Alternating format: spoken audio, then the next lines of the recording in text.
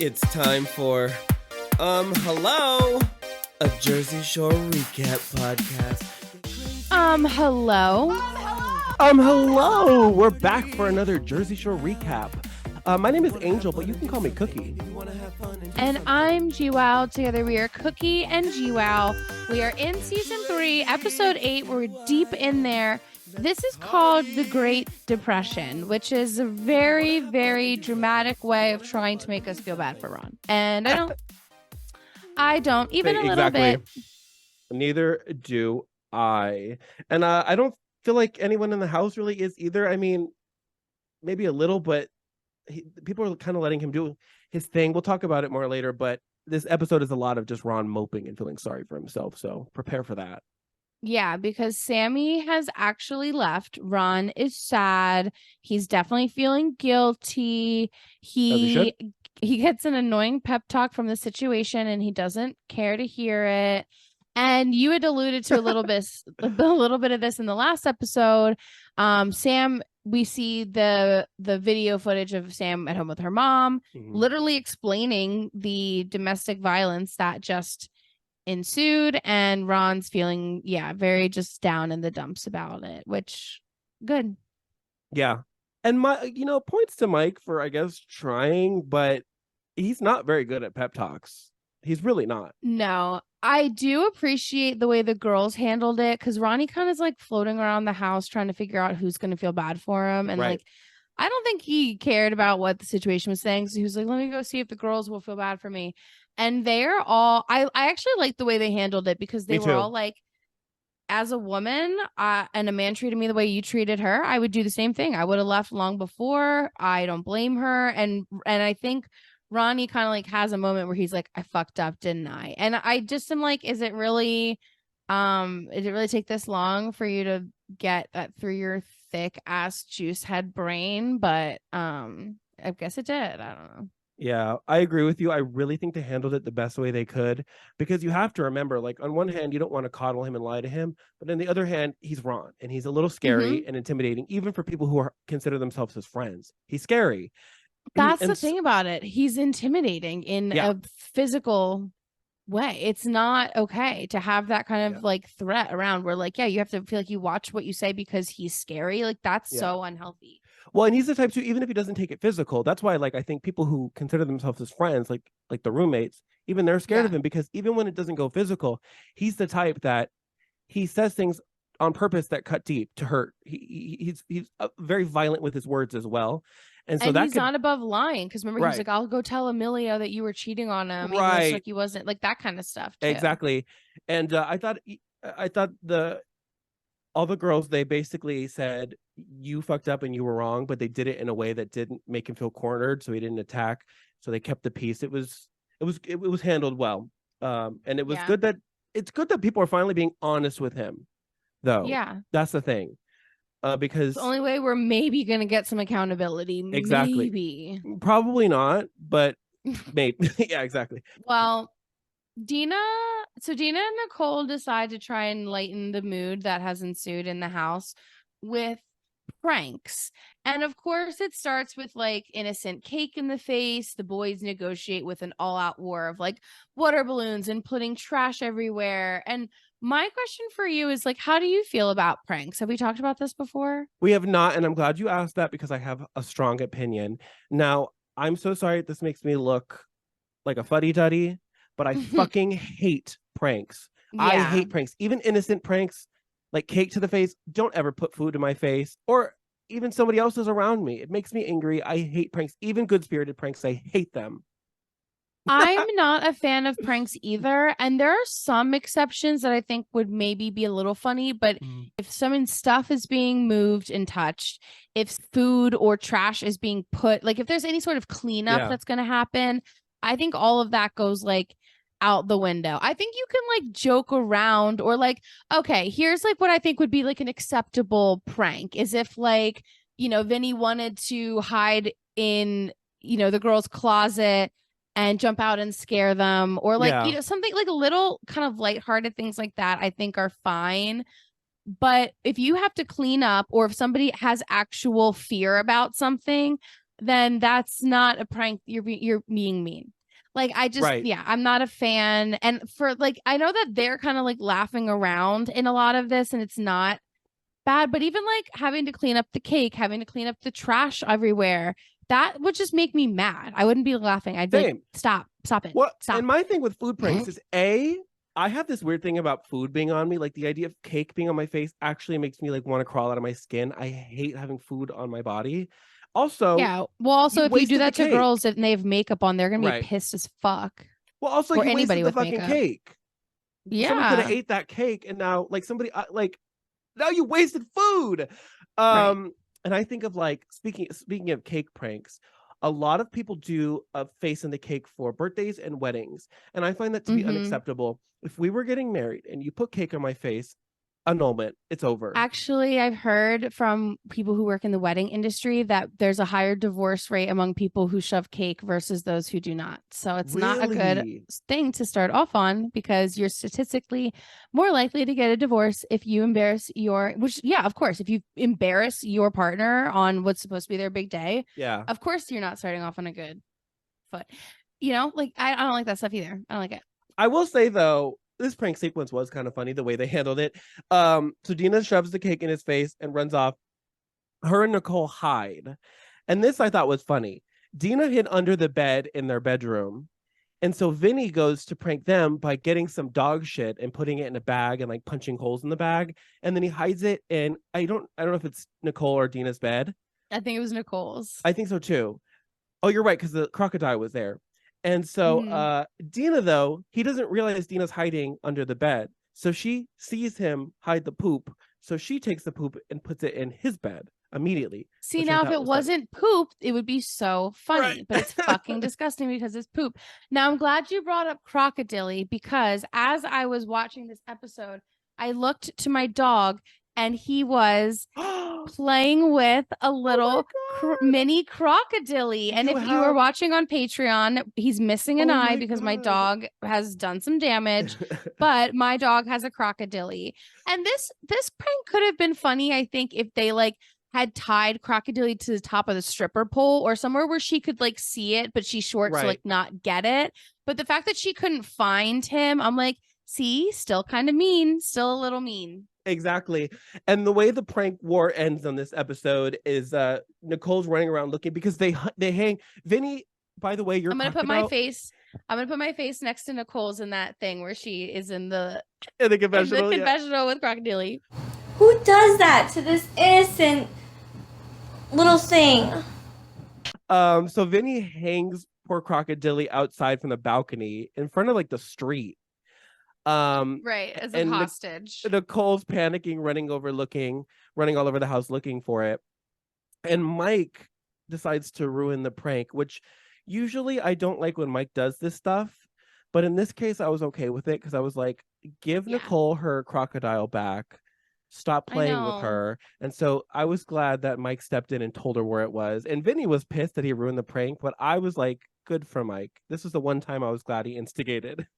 Yeah, I think that's because ultimately we are on Team Snooki, and that's why we feel that way. But I agree. And Situation was born.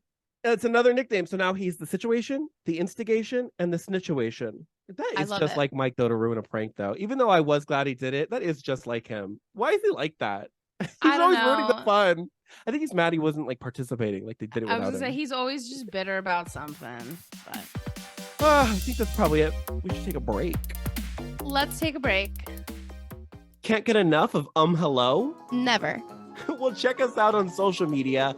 We're on Instagram and TikTok at hello pod. And if you are listening to us, but you'd rather be watching, you can go to patreon.com/hello. There's also going to be tons of bonus content, including bonus episodes and behind the scenes, like how I got my Snooki pove. And last but not least, if you're a brand or you just want to give us money, send us an email, a professional email at hellopod@gmail.com. All right, let's get back to the show already. Okay.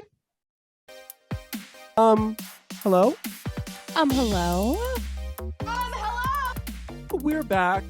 And I just have to say, this whole episode, from start to finish, is gross. There's a lot of gross moments in it.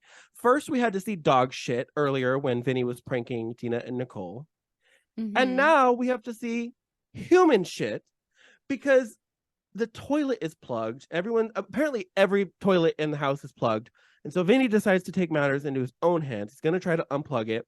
But the camera keeps zooming in on the toilet bowl and it's full of shit water. And I was eating while I was watching this. It was disgusting. And they don't even blur it. It almost looks like somebody poured coffee in the toilet. Like, not to be gross, but I'm like, why is this shown? And I understand that like these are roommate problems. So I understand they want to show like some of that, but it's also like very disgusting. And I feel like later in the episode, or at some point in this sequence, really, Dina's talking about how she doesn't feel good because she's constipated. And I'm like, she's probably constipated because she doesn't feel comfortable pooping in any of these toilets because it will not flush because of what other people are doing. So she's just like instinctively holding it in. And like, even there's a scene, like the whole episode is all about like poop, or at least this part. Cause even the people who are at work at the t-shirt shop, Snooki's like, I gotta poop, like get out of the bathroom. And Ron's in there crying because a lot of this episode is trying to make us feel bad for Ron, and I still don't. But it's like Snooki has to poop. Dina can't poop. There's poop in all the toilets. I'm like, when did we become disgusting? Like, can we just not? This should be deleted scenes. Stop it. It was just weird how this episode was like, it was like one gross thing after another. And there's more. We'll talk about it later in the episode, but there's more gross shit. And it just doesn't end. This episode is just like the poopy, gross bodily function episode. I don't know why it worked out like that. And I agree with you that too comfortable. Well, I like the roommate antics. I don't mind like discussions of like, oh, the toilet's plugged. They didn't need to show it. And they kept zooming in on the bowl. It was gross. I'm telling you, and I was eating. Yep. And no, it's gross. So gross. Well, the other part of everything is, like I said, Ron is depressed. And while they're out, actually before they go out, so Ron decides to, I guess in a moment of some sort of realization, he's like, let me try and make nicey nice. And he decides to send Sam and her sister flowers. And the guys are like, can you just get out of the house? Like, we need to just go, because the girls are kind of like scheming. Right. Oh, yeah. Yeah. The girls need to get him out because they want to clear Sam's stuff out of the top room and bring it down so that if she comes back, she could just move straight into the girls' room and not have to go upstairs at all, which I appreciate. I would appreciate that if I was Sam, for sure. Yeah. It's again nice that the girls have made up by this point so that they have that. Well, this is another moment where, like, even though the guys, like, they have to play nice with Ron, they're sort of not on his side fully, because they agree. They kind of agree with the scheme. They purposely get him out of the house to help the girls have a moment to clean the room. They're like, the guys are helping. So I appreciated that like the whole house was doing what they needed to do to deal with Ron. No, I agree. I think they're in their own way, like doing their own act of rebellion, if that makes sense. Yeah. Before we go any further, I do want to ask you how you feel about flowers. Because me personally, I never understood the thrill of flowers. Like, if somebody sent me flowers, I'd actually be more annoyed than happy. Yeah, it's not my favorite thing. I like gifts. And like my girlfriend and I definitely gave each other a lot of gifts in like the beginning of our relationship. Sure, Didn't know how to like say we liked each other. It was just like, here, I thought that I found this, like, reminded me of you. Yeah. So I think that it can be nice to be like thought of, but I wouldn't like if somebody was if I was mad at somebody and then they gave me flowers as an apology, I'd be like, I could have used this money elsewhere. So you just made me more mad. Because flowers are like very expensive. I don't know if you know, like arrangements can be like expensive. And Ronnie's out there being like, yeah, add the teddy bear, add the chocolates, I'll add everything. Oh, I know that was hundreds of dollars for sure. Mm-hmm. I don't know. I just feel like I agree with you. Gifts can be such a sign of love if they're really personal. If it's like, I saw this thing, I know you would love it, I thought of you, and so I got it. Flowers to me seem impersonal. It's like flowers. Mm-hmm. This is why I have a problem with flowers, because it feels so like the default. Oh, the wife's mad at me, better get her some flowers. You know what I mean? It feels so textbook standard. There's no personalization to it. And that was the first thing I thought of. I always think of like my childhood, my grandpa, God bless him. he is the loving man, but he's not good at gifts. And so every year on their anniversary, on my grandparents' anniversary, he would get her flowers every year, and Valentine's Day, and every year she's like, thanks, because she doesn't really like flowers. She's not really into it like that. The only time I think that flowers are nice is if there's some sort of like ceremony or something where it would make sense to like surprise them by bringing flowers, like a graduation or if they, are in performing and it's like an opening night, like I could understand bringing flowers to that sort of a thing. Yeah. But that's really the only time that I could see that because that's a sweet gesture. Any other time, I do think it's a cop out. This is one of those moments. I think it feels very like, let's just forgive me. I don't know. Yeah. Yep. And to just round out the Ron drama, he does figure out, like, kind of through his own process of elimination, okay, the girls probably took the stuff, even though they don't want to admit it. I think at some point later in the episode, Dina does give him the benefit of the doubt of like, yeah, we did move it, and it was just, because that's what she needs. And then there's also like a couple awkward moments where Jenny went to call Sam, and I don't think she realized Ron was like about to walk in when she did that. And then Sam's sister calls to thank Ronnie for the flowers and like kind of takes the phone, and it kind of throws Ronnie off guard. And I'm so over it. Like, give the girl a break. I know. I thought that was interesting that Sam's sister that she called the house when Sam was sitting there and put Sam on. I don't know why they did that. I didn't expect it. And neither did Ron either. He was like shocked because I've never seen him speechless. He didn't really have anything to say. I don't really either. I don't really understand that move. I think that she's still like in a place of like just not fully knowing or processing. And so she does still like feel attachment to him. And maybe it was good to hear his voice. But in my head for Ron, I'm like, just let her fucking be. Just let her be. Yeah. Well, I think he did kind of come to that realization when they were on the phone and they didn't really have anything to say to each other. And then when he hangs up, he did say, I guess we probably need a break or whatever he said. But I think that's when he realized that maybe they need some separation. Well, before we take a break, the last gross thing to just quickly mention is Pantygate, is what I will call it. Whose panties do you think Polly found paraded around the house and put on the beanbag chair for everybody to inspect and see? Do you think it was actually one of the girls, or do you think it was one of the girls that they bring home? Like, what's your take on this? I don't know why, but nobody confesses. Well, right. Nobody confesses. They're trying to pawn it off on like the grenades or whatever, people that are brought home. Right. But I don't know why. I have no reason to really think this but for some reason, the universe is telling me that they were Dina's. I don't know why. And I think it was her reaction. She's the only one that didn't seem shocked at their existence. I don't know. The only thing that makes me kind of think you're right is because she was so willing to touch them. Right. That too. She picked them up and was like, whose are these? Yeah. If they weren't mine, there's no way in hell I would have touched them. Even if like, I don't know, unless I knew it was my girlfriend's, maybe. But like, if it was in a house with a bunch of my friends, unless I literally know 100% it's mine, I'm not touching it.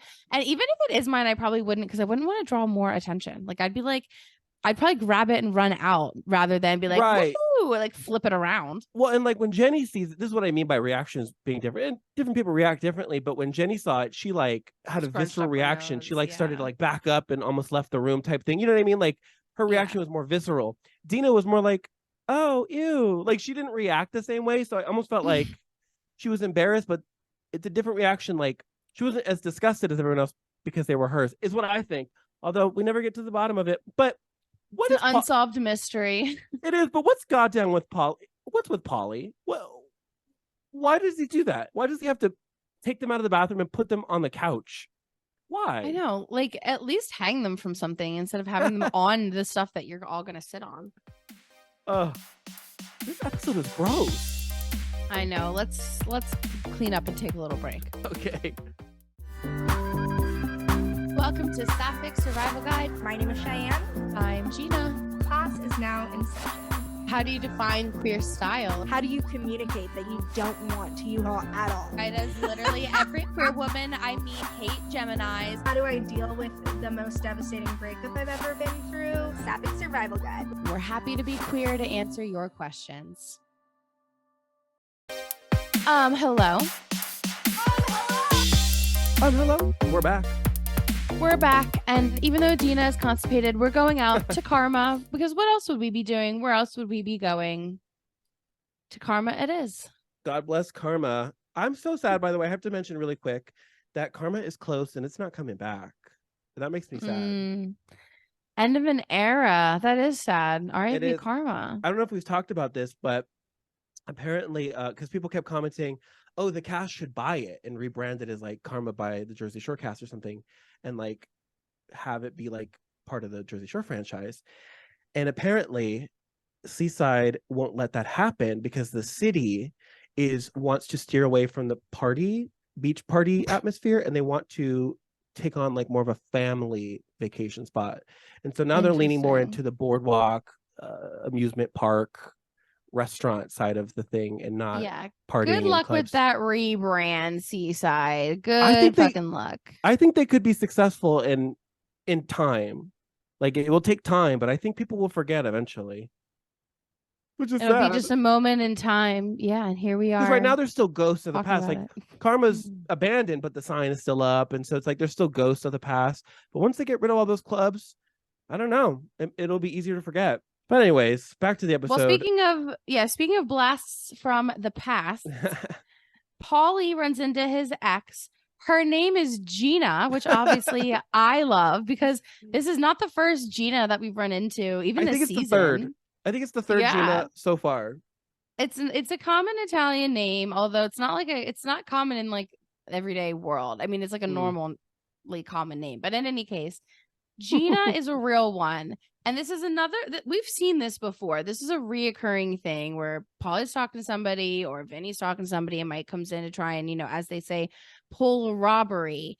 But Paulie makes a comment that I love where he's like, any girl that I made my girlfriend is not a stupid girl. Like, I made them my girlfriend for a reason, and they're not going to fall for Mike. So, and I also think this is a testament to the kind of relationships that Paulie has. Like, I actually do think he really respects girls. And even if their relationships don't work out, I don't think he like treats them bad and cheats on them so then they hate him. Like, Gina seems to have a good feeling about Paulie, enough that she feels loyal enough to him to be like, yo, your boy just tried to like hit on me and I'm not about that. And like that, I think just speaks so much volumes to obviously who Mike is, because gross, but like, it's such a testament to who Paulie is and how I think he treats women, that she's willing to be that much like a real one to him as his ex. Yeah. I don't know. It just makes me really like Paulie. If anything ever comes out where Paulie's like cancelable, I'm going to be heartbroken. He's made his mistakes. Like, I don't know the full extent of it. It's still not like, domestic violence like Ronnie. Right. He doesn't seem like, he seems a lot more respectable in that way. And I agree with you that people's relationship with their ex it doesn't necessarily have to, but it can indicate sort of kind of who they are and how they treat people. Sure. And I thought it was cool how casual they were. Like, it was like, hey, and the big hug, and it was very much like seeing an old friend. And so I would take that as a green flag if I was like interested in Paulie. Whereas like if you're somebody who's like, all my exes hate me, I'd be like, red flag, what'd you do to them? I know. I've been on those dates when it's like, you just really showed your ass, and I met you 10 minutes ago. How do you not know that you're the common denominator? Like, oh, everyone I've dated has been psycho. Yeah, they're all crazy. Oh, really? What did you do to make them crazy? And then they'll be like, I hope you're normal. And I'll be like, yeah, I am. So I'm not going to talk to you anymore. Right. Well, Ron's depressed. God. Well, I was just gonna say, why is Mike like that though? Why does Mike always he's so insecure? I know. It's like there's so many girls in the club. Really? I think he was insecure. I didn't realize this on the first watch. When I first watched it, I saw him as confident. I kind of bought into the persona because I was a kid. I was young. Right. Now looking back with adult eyes, I'm like, oh, he was insecure. And nowadays, if you keep up with him, he's a lot more confident and he really has got a lot more self-esteem. But back then, he just did not seem sure of himself. And he put on a front, but he was the most insecure out of all of them. It's just interesting to see because I didn't see that the first time because I was so young. I was naive. No, I totally agree with what you're saying. Absolutely. And like you said, Ron is in the corner feeling sorry for himself. Ron is depressed. It is ridiculous. And Snooki's kind of trying to be real with him, but she's sticking up for Sam.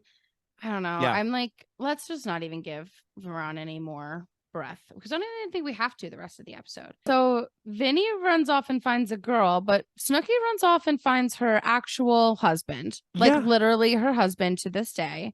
Here he is. And did you catch? She called him a last resort. Girl, I did not catch that. That is the funniest thing ever to me. And you know what? Maybe that's where they were at that night. But oh my God, that must be so embarrassing for her to watch now, being like so obsessed with him as she is and be like, I didn't mean that, babe. I promise. Like, it is just so funny. Well, this is sort of, I don't know if they already have, but this is sort of, she sort of establishes grenade as a gender neutral term because she's walking around the club out loud going grenade, grenade to all the guys that she's walking by, which I thought was funny. And then she grabs him and is just like, mine. And then in the confession, I forget her exact quote, but she was like, this whole club is full of grenades. I'm not interested in anyone, but I see this little Super Mario looking guy and he's fine. And that's what she calls him, a last resort. Yeah. It's even funnier because she's like, okay, let's leave together. And she cannot for life of her remember his name. And we're going to get to a little bit of that in the cookie quote. But jumping like a little bit ahead, at one point, he's like, come on, what's my name again? And she's like, Bernardo. And I just like, girl, Bernard. That is your baby daddy. It is so funny to me. She didn't know, but you know what's so funny is that they're like the same height, which is so adorable. He's kind of a meatball a little bit. Oh yeah, they're small people and they've produced meatballs. And it's funny too because like his family's really big wrestlers, and I always think of wrestlers as kind of like short and stocky. And they look good together because she's very small. But if only she could remember his name. Her kids, they're cursed to be vertically challenged. Yeah, they're not going to be so tall people. Although, wouldn't it be hilarious if they were like 6 foot and they were all super tall? Sometimes that happens. It's like it does. Genetics. Genetics are weird. Well, it's like recessive genes, whatever. Right. Before we get more into the Gianni plot line, really quick, Dina is feeling a little too drunk. It goes a little south because she's feeling a little picked on. But this is where she has a little heart-to-heart with Ron. And, like, I do understand that they're not seeing the full picture because we're getting the camera view. And they're just in the house. And I can see how when they get little glimpses like this of Ron, they can feel empathy. But I'm also like, Ron, don't play nice. Just shut the fuck up and go away. Just go away. I know. Well, these moments make me think because, like, what are his intentions? Because he actually is like, if you isolate this moment and you forget who Ron is, if you don't know who he is, it seems like a sweet moment. He seems really earnest and he's genuinely trying to comfort her and he's saying the right thing. It's working. She feels comforted. So it makes me wonder, like, how earnest and serious he is. Like, is he trying to look good on camera? Does he really care about Dina? It's hard to know with him. I think there's just good and bad in everybody. People are layered and complex, and I still think Ron's a horrible human. But if he didn't have moments of sweetness like this, then the girls would never have been friends with him in the first place. The guys wouldn't, there's like that's kind of part of people, is that they're not all good or all bad. And I am glad he did it though, because everyone else was kind of having.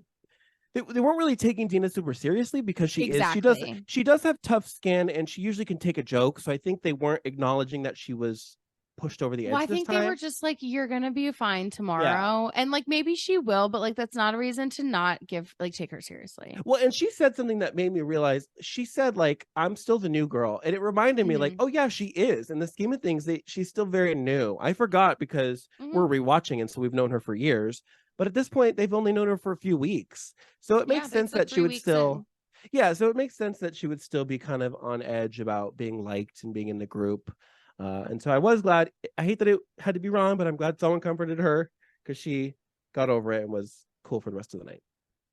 Yeah. The poor girl Yep, though is yep. still constipated. I know. I like they need to do something about those fucking toilets. Well, the last little fun antics of the episode, Vinny finally realizes, do you guys realize who Gianni is? He's the guy that came over when I was with that other girl named Gina. And the uncle, you know, drug her out, whatever. Gianni was there. So they try and play a little like joke, which honestly is pretty funny. And Gianni's a pretty good sport about it. But I Yeah. don't think Nicole like fully understood in that No. moment. And I think she was just annoyed because she's trying to get it in with Bernardo, aka Gianni. Yeah. They go in and what do? They like literally all the guys grab Nicole and drag To her be out like, of we there. need our niece. We're here to take Yeah. our niece. Because they were saying what the uncle was saying. And Right. Gianni got it immediately and was laughing. But I don't think Nicole understood who Gianni was in that moment. Mhm. So she was just like, what, you guys are being mean. I finally am getting it in. Like, don't be mean. But she was a good sport. Like, this is why I love Snooki though, because she just like doesn't give she had eye on the prize. The moment they let her go, she slammed the door and just went back to smushing. There was no even she didn't yell, she was like, I want to get it in. I'm not letting you guys affect it at all, which good for her. Yeah. She said Yeah. she said she hadn't got it in 4 months, and I'm trying to think how that worked out. Is that like was her last with that Emilio guy she was dating? I wonder. Or was it Vinny? I don't even fucking know. Oh shit, that's right. Because like 4 months, I guess, is a lot for them. For me, it's not because I could go years. But 4 months would be a lot for me. yeah. But Can I tell you real quick? I'm gonna reveal this right now. I have not hooked up with anybody since pre-COVIDina. wow. It's the I longest I've have ever not gone. hooked up with anybody since my girlfriend last night. I was just gonna say since this morning. Last night, at least. Oh, last morning. Not this morning. That's so funny. So that's why when she says 4 months, I'm like, that's not that long. But I get for them. I think it's like also what you're used to, and this is also way in a different like the COVID has no realm in this world. So like, you know, the norms of even how you meet people are so different. Like this is so normal to just go out and meet a stranger and bang. And Vinny, this is the last part. Vinny's actually doing just that, or trying to, when Mike is like weirdly cock blocking with a burger. It's very weird. And Vinny even kind of says, like, I think Mike just thinks like we can just share women like it is like a blanket. And it's like, hey, I'm done with her. You want to try? And that's just like not how it works. And I'm glad that Vinny is calling out the misogynistic tendency that is that Mike does have there. But I think that overall, well, this scene was weird, but overall hookup culture, I just don't think is quite the same as we see in these Jersey Shore episodes today. But I don't know. Maybe that's because I'm 30 and in a relationship. So who am I to say? I just think there is still a hookup culture for sure. It's just different. I don't even know. I don't know how the straight hookup world is. I don't think either of us do, but it still exists. I don't miss it. It's just different. I don't know. Well, on this topic of hookups and not remembering names and Snooki and Gianni, would you like to finish the episode with our cookie quote? That is a very fun one. Yes, I would. And do you want to be Snooki or do you want to be Gianni? I'll got let you to be pick. Snooki last time, so do you want to be Snooki this time? Okay. We'll do it. Okay. Let's go. Listen to me. You don't even remember my name. Yes, I do. What is it? No, why don't you tell me? Exactly. Tell me your name. Gianni. Woo, Gianni. His name is Gianni. Holla. Oh, I forgot she said that. Holla. Seed. That was Holla. a very, that would feel like that was a trendy phrase back then. Holla. It was. Holla. So I just have to say, we're going to end the episode real quick. What I have to say, it is funny to get this first little, this is when he first becomes a character in the universe of Jersey Shore, because he is a big player down the road. He affects the show quite a bit in later seasons. So it is funny to see like his first appearance, and it's so casual. It's like, I know what's going to come. Honestly, this hookup is the beginning of the end of Jersey Shore as we knew it. Thank I you. know that agree. that is a very big statement to say. And we've got a long time until we actually see these changes. Yeah. But this is the beginning because their relationship escalates to the point of having a child together, and Nicole is Snooki. She is the backbone of Jersey Shore and has been for seasons. And when she taps out of the party scene, they realize the show is no longer sustainable. And so what we're witnessing right now is the canon event to all of that, because if there hadn't Holy been shit. grenades left and right and she had brought home someone else, everything could be totally different. Holy it's shit. wild to see the domino effect, and I know it's a big You're statement. so right. But You're so that's right. facts. This is like the second, there was the note, and then there was the Bernardo and Snooki hookup.